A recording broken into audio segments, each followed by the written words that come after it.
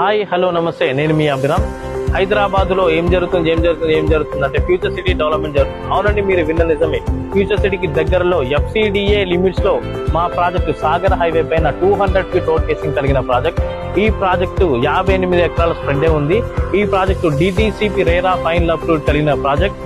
Plot కొన్న వెంటనే immediately construction చేసుకున్న విధంగా ఈ ప్రాజెక్టు అంతా కూడా డెవలప్మెంట్ అంతా కూడా ఇది వరకు పూర్తయిపోయింది. ఈ ప్రాజెక్ట్ లో అంతా కూడా 40 feet road entrance and entrance arch,